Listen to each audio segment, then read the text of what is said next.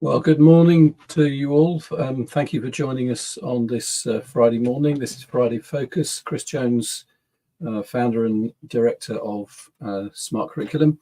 As you can see from the screen, our Friday Focus subject this week in this series on positive change is people. I'd like to introduce in a moment my guest, Sukhwinder Basi, someone I've known for a few years now. But just as we begin, if you're watching, you're either on YouTube or you're on LinkedIn. As we go through, please like and share the details. If you like what you hear and it's helpful to you in some way and might be useful to a colleague, please do share the details. Probably best to do that through YouTube, unless your colleagues are linked to you on LinkedIn. On YouTube, we're on our Smart Curriculum Network channel. Will be more details on how that's developing as we move forward. But also, if you're here and you've got questions or there's things that you'd like to say during our conversation, please comment in whichever channel that you're using. We will try and blend those conversations into our talking, and we certainly will include and highlight some of those elements. But let's get to the conversation now. So, Sukhwinder, thank you for joining me this morning. I appreciate this is our second attempt with the technology, but we made it work this time. So thank you for being here. Thanks, Chris. Delighted to be with you and share the learnings that these grey hairs have accumulated over a few decades. Well, absolutely, and that's a mark of experience. I think is probably the best way to sum it up, isn't it? So look, the way that we start this this podcast is to say, tell us a bit about your journey from where you started to where you are now. So the stage is yours. Just tell us a bit of your story. Sure. You learn a great deal in the business world. So some 35-ish years ago, starting on the shop floor in Sainsbury's, joined their trainee manager program, and you learn that one of the most fundamental things, which is right people, right place, right time. So what are you selling? Where are you selling it? And how many times do you have to replenish the shelf before the product is sold again? And those basic principles really help you to understand communication, marketing, just-in-time, process, systems, all of those things. And somebody, a wonderful Welshman, saw something in me and promoted me to store manager in my early 20s. And most of my colleagues were in their 40s and 50s. And he always said that I had an old head on young shoulders. And essentially, I think what he meant was that there is a part in terms of the commercial business world, which is around having the right operating model and the right fit, the right structures, how much money we spend to do certain things and what's the outcome. But then the reality is that the quality of that operation depends on people. And in order to maximize those efficiencies and become even better, improve and deliver on the things that you're measured, and in the business world, you're measured on hundreds of things, the one most important component is that ability to create goodwill. And goodwill is about creating a positive environment, solving problems, getting people to feel like we're all part of something. And I was able to demonstrate that I had the personal qualities to be able to do that. So you ran a smaller store with certain complexities, and that grew into bigger stores, and then that grew into multiple sites at the same time. So how do you create goodwill? How do you have those structures? How do you achieve on multiple locations? And then sort of 20 plus years later, you were doing it the same thing across multiple countries. So my last commercial role was leading the Adidas team across 31 countries and 60,000 people across 2,000 stores. So how do you do the same things around right people, right place, right time, create that goodwill and those positive environments? And through a multi-layered stakeholders in different places, different languages, different sets of values, how do you get all of those people working together?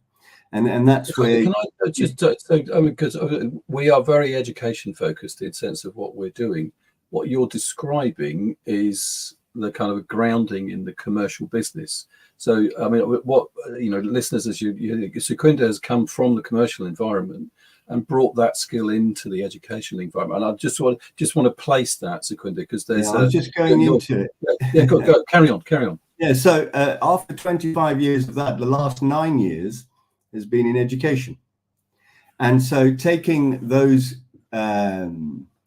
experiences and that box of tools into education, I mean, my first thought was, crikey, in terms of how do I apply those things into the education setting? And so I worked in a number of schools before you satisfy yourself that you're able to do these things.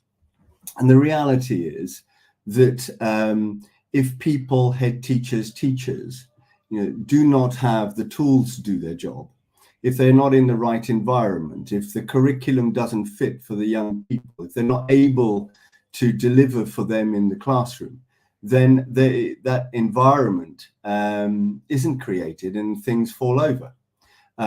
So step one, I found, was the most important, which is to have the right structures in place. It's to make certain that people, teachers, head teachers, had the right headspace, the time, the support, the autonomy to be able to do the job that they really wanted to do. And so that became about the systems we use, the processes, and we could talk about assessment, we can talk about curriculum, we can talk about, how we structure performance and accountability and all of those sorts of things. And it's about how we do that dependent upon the situation that those people are in, those teachers and those the heads are in. And then about how you do that across multiple schools at the same time. So in the last 9 years, I've been fortunate enough to lead 78 schools as chief exec of 4 school groups. And in the last few years, taking care of somebody as a loved person that left us just a few months ago, I've taken some interim roles in the last few months as an SRMA, supporting schools in the interim while I look for a substantive role once more. And that gives you a wide breadth of, what you kind of described as an international education experience. What was tell us some significant things that stick with you from that international experience, because obviously some of the work that you're doing now, and certainly SRMA work you're talking, is the state sector in England, and I'm interested in that transferability and the things that you've done in all of those, because it gives you a really rounded and broad view of what we're doing. So just give us a couple of experiences that stand out.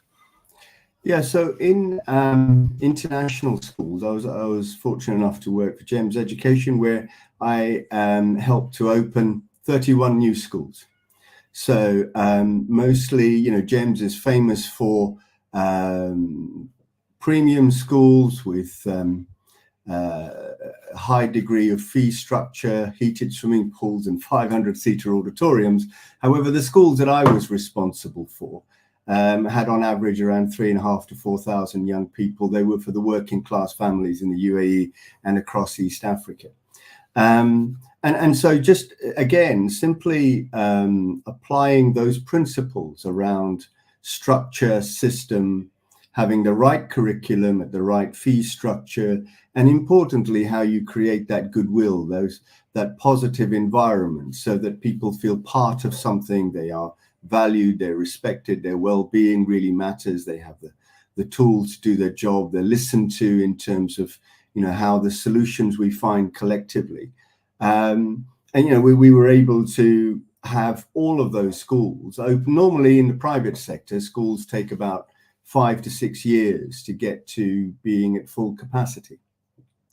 And the schools that we created, they got to capacity in terms of being fully self-sufficient within 2 years.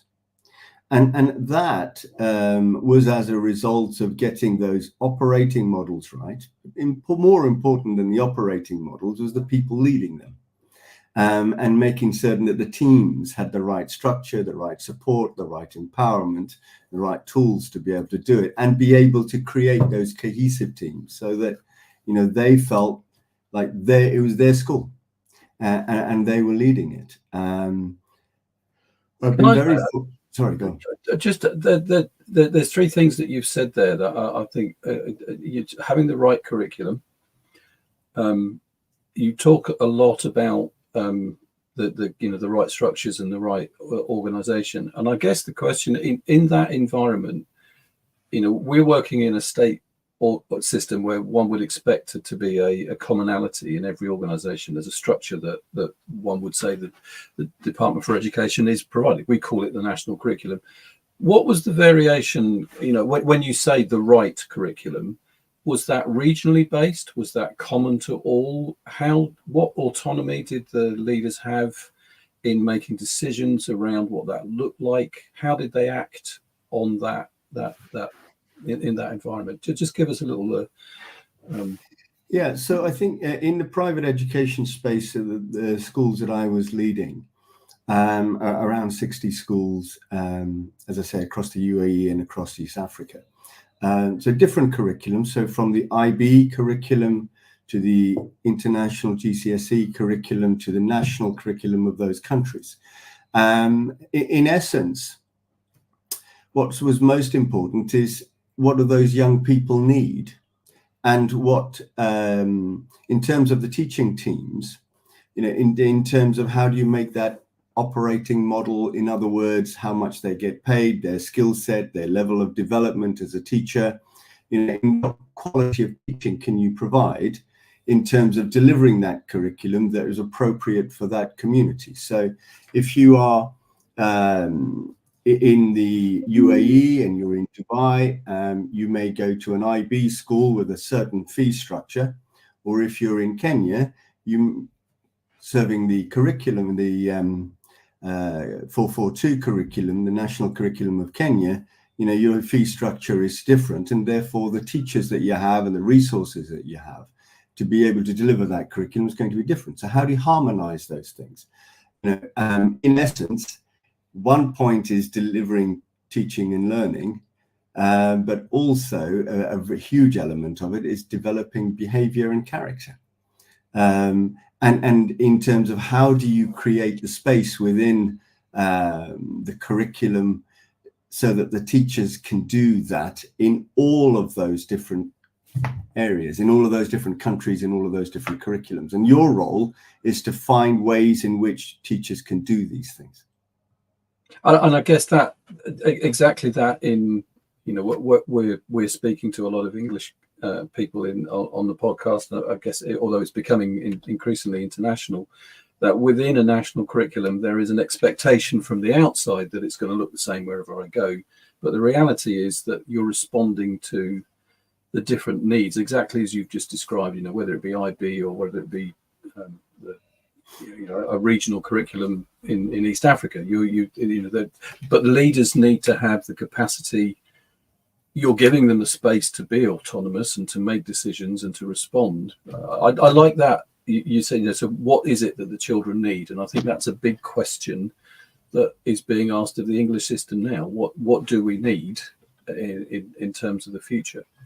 Sorry, I've interrupted. A little bit about you. How did you get? Sorry, go on. No, you. I was going to say, I think it's important also to say that in the last 4 years, I've been leading and serving schools, secondary schools and primary schools here. And now the process is exactly the same.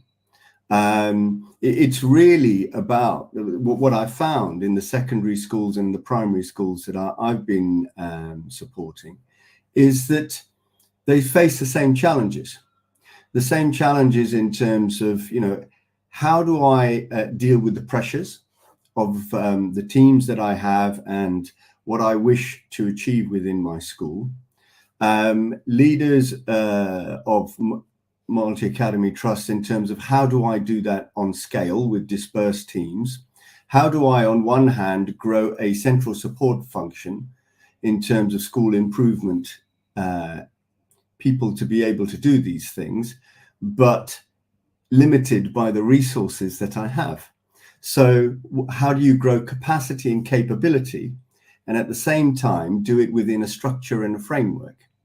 And in the same way is in the commercial world, it's about how do you improve performance, but create that goodwill, get people to feel that they are empowered, but also that, they have that level of support.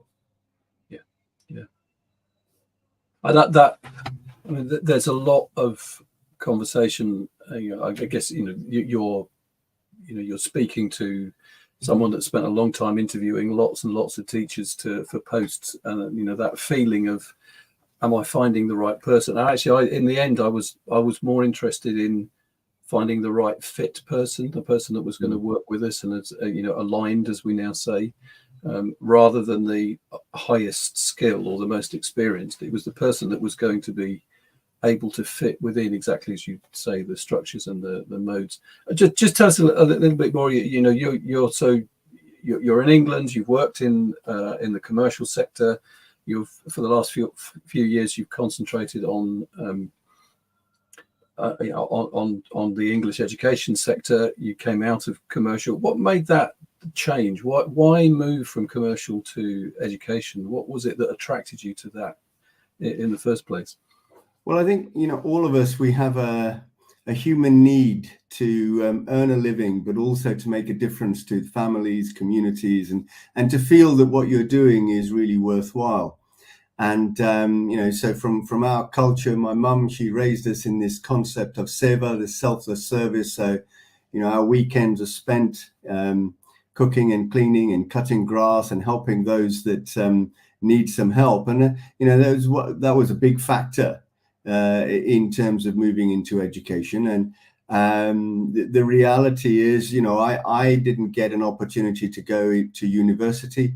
I started working at the age of 13 years old, left school. My siblings all went to school. Our daughter is a doctor. Our son is an accountant. Education is a route out of poverty. The school group that I helped to create, that was 2 struggling schools in East Africa that became 26 schools. The catalyst of that, a teacher training school. But the reason is that people will make sacrifices to get out of poverty because education is that enabler. And I've always known that, and I've always been supporting that, throughout life. So when I had an opportunity to do something more than earning a living and looking after your own family and being successful in the business world, I really wanted to do that. And also it tests you. And I think that one of the fundamental things that you learn when you go through these processes, and I go back to the head teachers that I support and mentor, is resilience. Is when people come up against those challenges of change and how do they grow, it's the core fundamental part of it is how resilient they can be. And then how do you help them to create that resilience?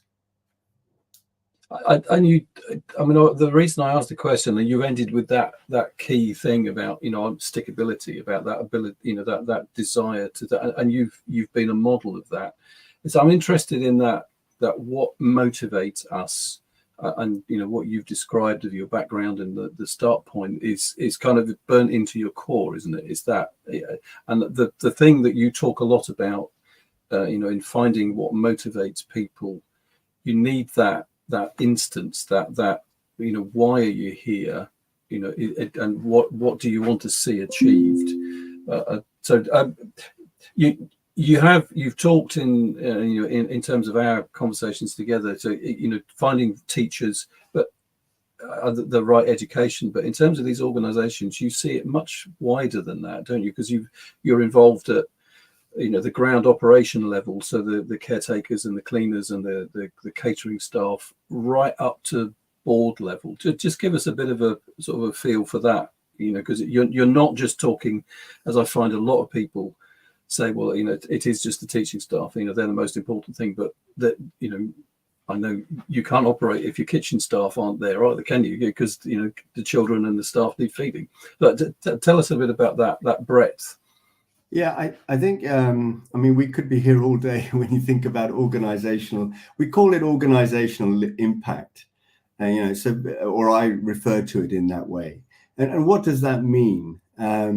So as a young man in my early 20s running stores, the moment you drive into the car park and you start.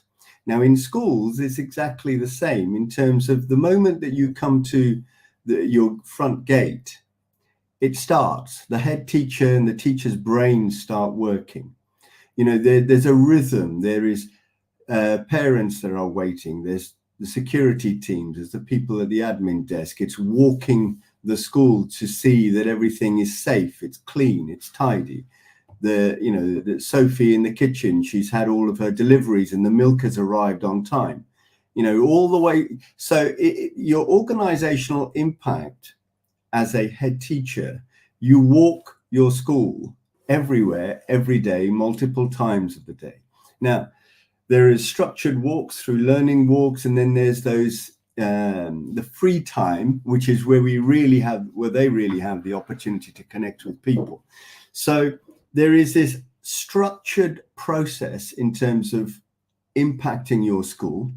As a chief executive or as executives, who have multiple responsibilities for sites, you don't get the same opportunity. So how do you structure yourself, and how do you create that same goodwill that I started off by talking about in multiple places at the same time?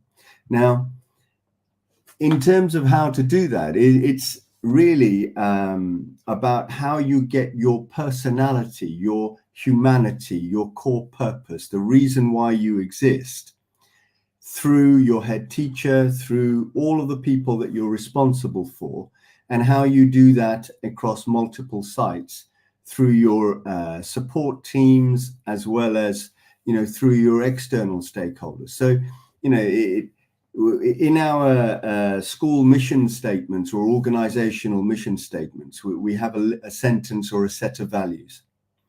The truth is that those that live, breathe, and people feel those are those organizations which have a wonderful culture. And regardless of the challenges they face, they're resilient and positive and they get through those things, but only because the culture is right and that goodwill is being created. So how do you create that culture, and how do you get to that goodwill? Tell us a bit about that story. Yeah. So as a chief executive, you have to develop your own operating rhythm. So what I mean by that is that you put your time and energy in the places and the people that need it the most. So there's multiple ways, but one of the core things that you have to do is build time to create those meaningful, trusted relationships with the people that you are responsible to and for. And what you're doing in those conversations is not necessarily, in terms of detail assessment, finance, impact, have we got any vacancies, all of those sorts of things. These are conversations that you have naturally, but it's more about how they're feeling, how you create their self-awareness in terms of what are they doing, how are they doing it, and the impact they're having. So people learn from people. You have to role model those things yourself. And also what you're doing is creating that awareness in others so that they can do exactly the same thing. One of the first things that I did when I entered education was I wrote a set of 9 competencies. So what's the difference between being a teacher, a middle leader, a head, and an academic director? What are the behaviors, and where are the accountabilities, and how do we know that we're doing really well? Not in terms of the outcomes of young people, because we all measure those things, but in terms of my day-to-day interactions with others. Just interested, you because you talk there about behaviours. So many people sort of have got these measurable things. So we, exactly as you said, we want to measure outcomes, or we want to measure performance, or we want to measure progress. But you're describing, an expectation of behaviour. How are you going to respond? And I know successful schools that I've worked with, that's higher on the priority list than necessarily outcome grades, as much as in a sense you assume that, as you would in a commercial organization. You need to sell stuff, you need, but what are the behaviors? So it just how is that received? Sorry, go on. Yeah, I was going to say, if we do the right things, eventually the right things will happen. Yes. So in order, so one of the most wonderful schools that I've ever been to, amazing place in the suburbs of Johannesburg, South Africa, led by an ex-missionary, Mark Williams, St. James Catholic School, very humble place, humble building, but the outcomes in that school are amongst the highest outcomes in Johannesburg. And importantly, the behavior, the environment, the happiness, the joy for learning, I've never experienced anywhere else. Now, one way is to be the architect of how you create that environment through a list of behaviors, and in terms of, what do I do, how do I do it, and how do others feel when I do it? Or alternatively, you are Mark Williams and you are just the epitome of love and joy and happiness, and everybody feeds off you, and you are that role model, and then that creates the culture as well. So it's a bit like top down, bottom up. You've got to do both. You've got to have both. But in order to create that and be the architect of creating that, you've got to understand where you are and where your teams are. Hence the reason for setting up some behavioral context and competency. That sense of modeling is, I've found that to be the most powerful way. I know, I worked with a number of leaders, and you catch the things which are significant, and you try and model that. I want to be that. That's a great sort of aspiring process to go through. But then you feel what the children are seeing, because I want to model what I see as well. So that we've talked a lot about teachers. We've talked a lot about your experience in Johannesburg with Mark. And I've heard you talk that before. That was obviously a marked school in your thinking around what can happen. Just so you talked about top down and bottom up. Talk about because you speak a lot about the sort of CEO board leadership level. How does it apply in that dynamic as well? Well, things trickle down. So behavior beats behavior. The important thing is that your values is not a set of narratives that are written on your website. These are lived and breathed. This is how you feel. This is how you interact. So that relationship between board and the executive, the chief executive and his and her team, is really important. That trust, that the way they make them feel. So the same way that a head teacher and a chief exec to the head teacher has to find the right balance between support and challenge, the board has to do exactly the same thing. Chief exec and team must not feel that they're being under the microscope and being threatened, in a way that, oh my God, my job's on the line here. But actually, we are in this together. And if we're structured and we're organized and we genuinely care about what we're doing, and we work hard, and these are the systems and the processes that we put into place. These are the behaviors with which we hold ourselves accountable for. And most, I haven't really talked about the development of people and teams, actually, which is the key enabler to make sure these things happen and then they sustain. Well, go on. Let's dive into that. Before you start, just again, we're about halfway through the show, so just if you're watching and you've got questions or comment, please put them in, just comment in whichever channel you're watching on. We'll try and answer them as we go through, rather than a mass of them at the end. But if you're watching after the show, please press the various buttons that are sort of somewhere down there. Like and share and subscribe. We value your presence, and again, thank you for joining us. We've got Sukhwinder Basi here today, talking about all things people and how they relate in educational organisations. So, Sukhwinder, you were going to go and say, how do you make that happen? What the examples of what you've experienced. Lead off. Yeah, so all of these things. So talked about having structure, process, systems, and all of those digital strategies, etc. But the most important part of it is how you develop teams. How you develop people, and how you constantly are trying as leader to build capacity, school improvement capacity, efficiency capacity, and how you're doing these things all the time. And that's, people often use these words, performance management. I call them performance development, because if you have a developmental approach to how we become even better, you take the fear out of consequence for not doing these things. So those conversations that we have in terms of how are you feeling, how do the teams that you're working with feeling, what is the impact of our actions, and in terms of how do we solve problems together? On our best day, what do we look like?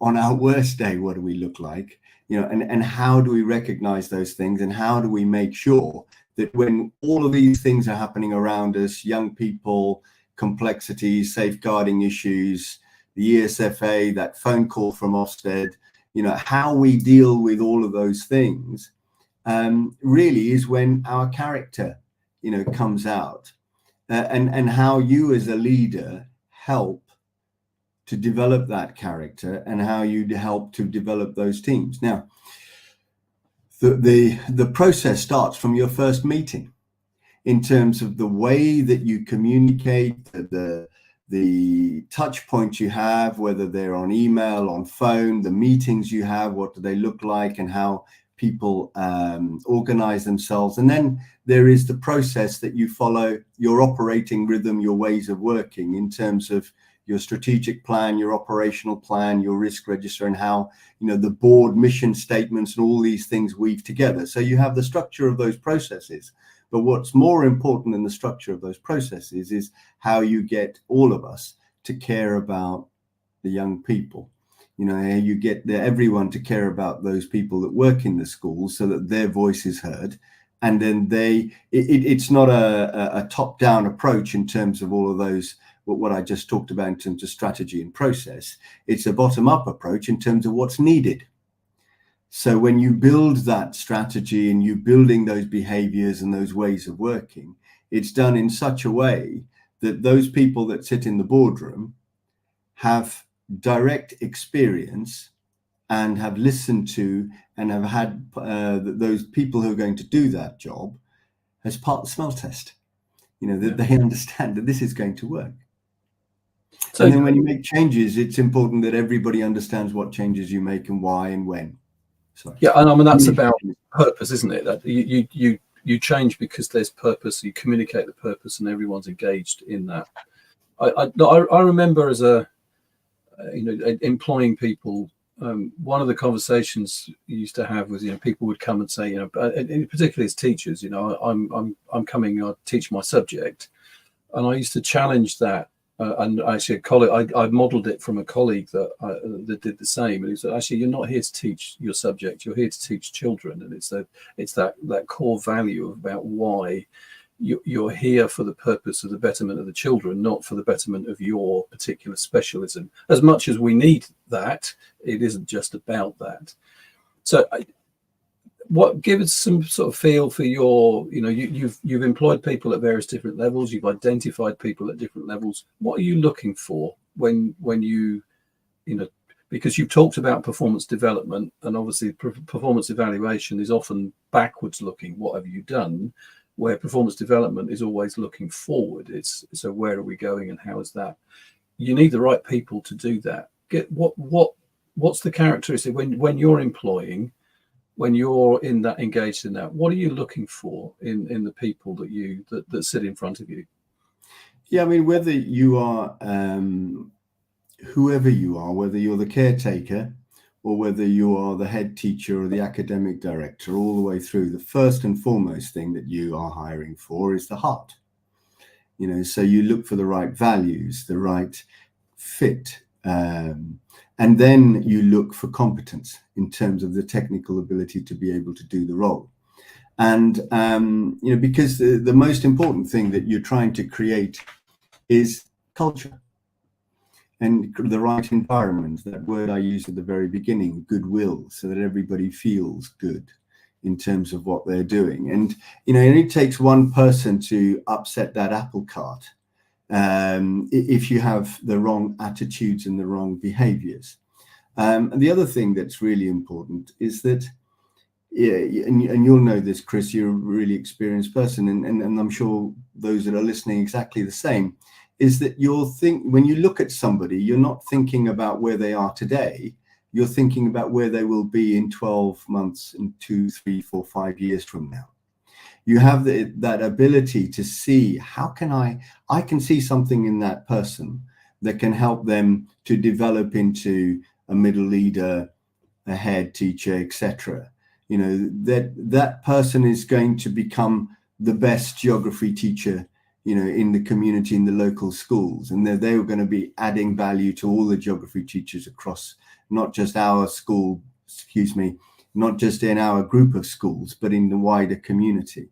So you're looking for those things, not just can they do what we need them to do today. That's interesting. I mean, obviously, we talked about our white hair and our experience. It's a privilege. I often now think of people that I've known for the 40 years that I've been involved in education that are now, I saw them as NQTs and probationary teachers and ECTs in the modern kind of iterative cycle of ITT. That those people now as exec heads and head teachers and CEOs of groups, and it's really interesting to see and remember the characteristics in those people as early career teachers, and their propensity for understanding children, understanding vision, modeling behavior, and doing the very human things which actually they draw on every day now as leaders in the profession. And it's a privilege to see it, but it's an interesting thing to observe. And some of those that have found it challenging because they find that less of that empathetic approach, they find that more very rule based rather than understanding. But that's an interesting perspective. I think you have to trust your instincts, your gut, your intuition. I see many that filter people out through the narrative of a CV because they haven't conformed to a certain number of ticks. They haven't taught a subject for 3 years, they haven't got this CPD, etc., or they haven't served in an environment with high ethnicity or high depravity. So they filter them out, or they won't be able to do it. You've got to meet the people. You've got to see them teach. You've got to understand how they're interacting with when you walk them from the front of the school at reception and you're walking through the school to where you're going to sit and have a chat with them. Do they make eye contact with people? Do they say hi to children? Their behaviors, you're looking for the person.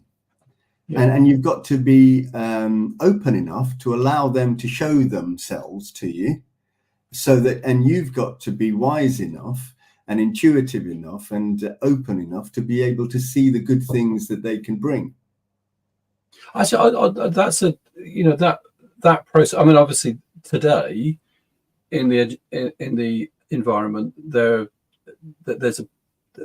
a paucity of people that are coming, making applications. I remember a time when you'd advertise a job and there were 35, 40 applicants, and you would do that sifting process. And I get that there's a challenge there, isn't it? What do you look for? Is it exactly as you just said?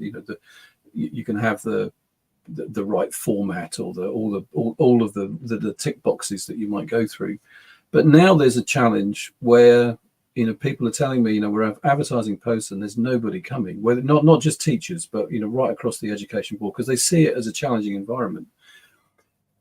Do you take just the first person that comes along, or do you wait for the right person in your perception of what you're looking for? And that's the challenge for a lot of school leaders now.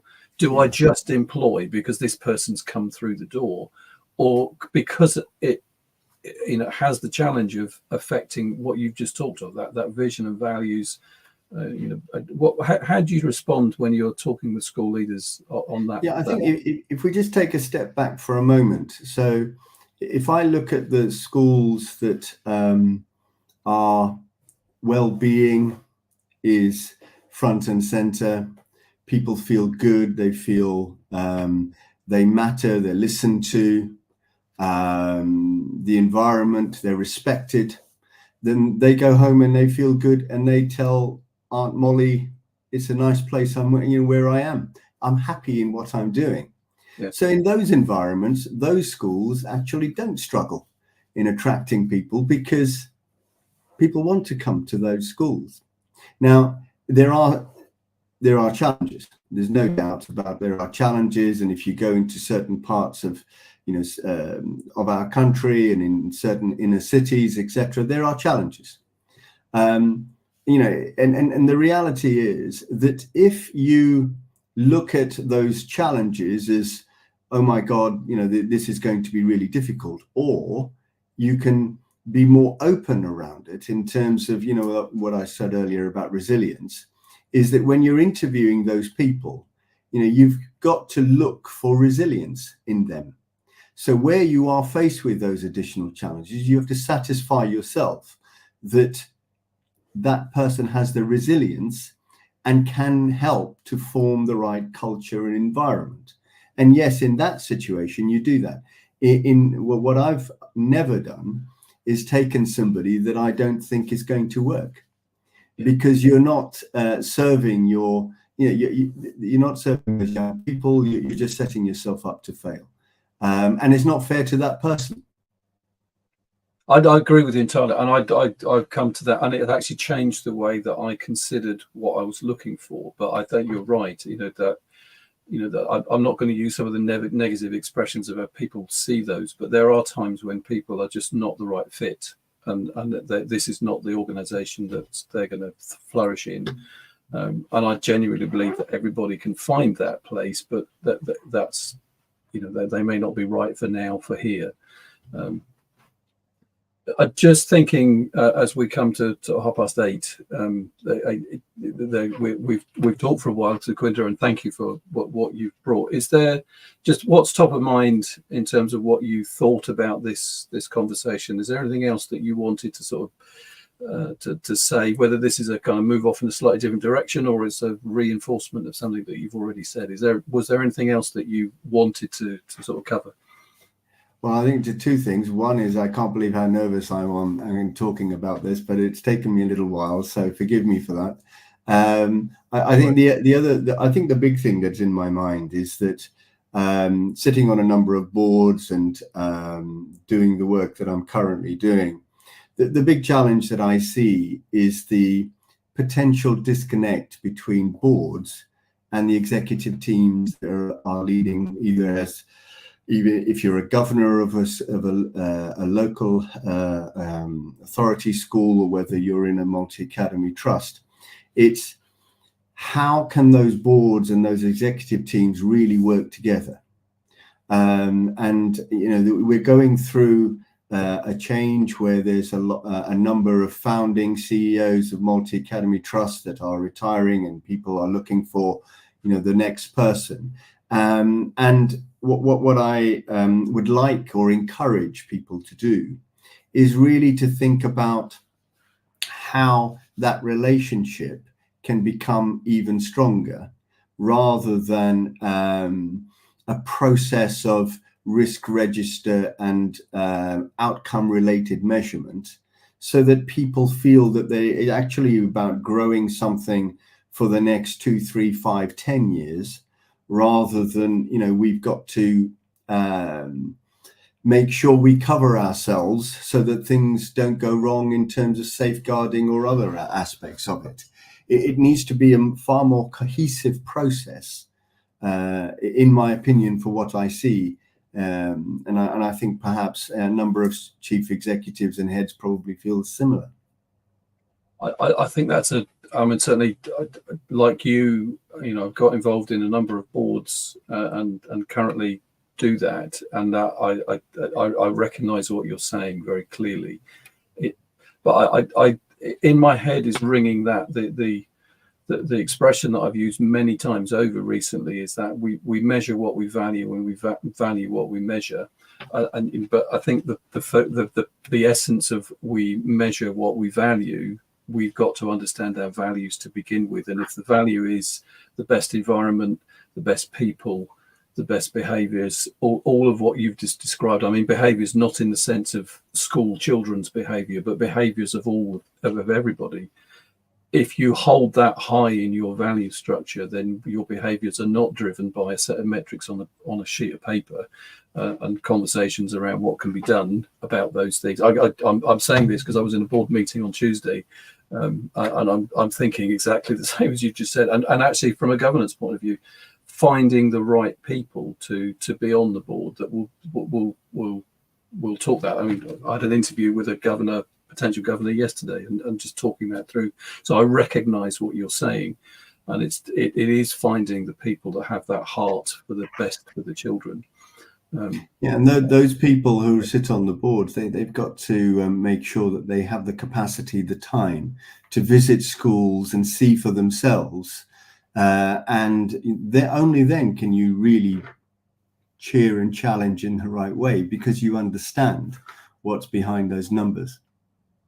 Absolutely. I did say that I would bring in some comments from this is a LinkedIn comment. Nikki, thank you so much. Heart and competence is what we're talking about. It is both of those things. Having the desire, having the heart behind it, but also being competent. That's the essence of what you've been saying, Sukwinder. So look, as we come, it's 5:30, and actually, Sukwinder, there was a point at which I could see you were getting more comfortable in the conversation, and it's exploded a little. But thank you for persevering, and that's a measure of the resilience, isn't it? That's I'm in here. I've asked all of our guests so far towards the end of our conversation, and sadly we are coming to that. If there was one thing that you could impact, or one change that you would look for, what, in the sense of, we do a number of things and we might multitask, we might be pushing a number of things if there was one thing that you wanted to see different, and that could apply in England or globally, doesn't matter. What would you be putting your effort and concentration into currently? I think it's about whether you're a head teacher or a middle leader or a chief exec or sitting on the board. I think it's understanding organizational impact. It's understanding how we move together as one.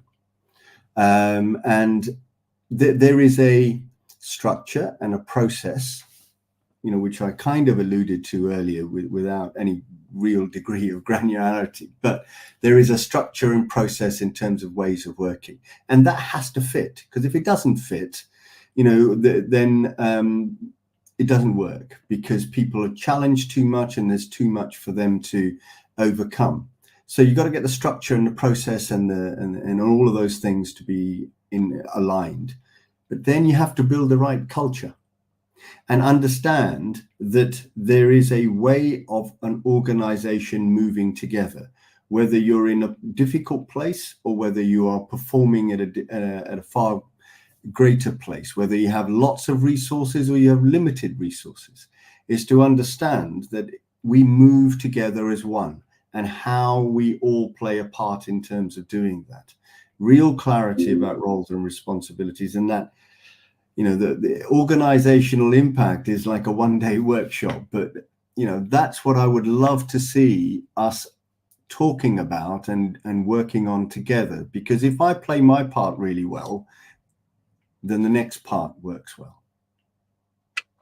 Absolutely. I probably a shout out. I know that the Institute of School Business Leaders with Stephen Morales have been working on operational excellence, and I believe there's a release of that today, their paper and their concentration on it. And I was talking to Stephen a little while ago and just saying that, you know, there's, you know, it's that the being the best that we can be. I know there have been you know, academy chains in the UK that have used that as their strapline, but you know, it is about being, you know, having excellence at the core of everything that we do. So I know, you know, when I was in school, you know, I could genuinely say the caretaker and site manager, they generally walked around believing that they were doing the best that they could do. The catering staff would go out of their way to offer the best that they could do. The teachers were actively working on that, and of course the leaders and the board would champion that too. But it was inherent in every value and everything that was said and done, and interactions with children and interactions with staff. You know, we got people involved, like the great Paul Dix on behaviour, and would model stuff on behaviour just simply because it was about raising our game and raising that performance. Look, your perspective, Sukhwinder, is valuable beyond measure.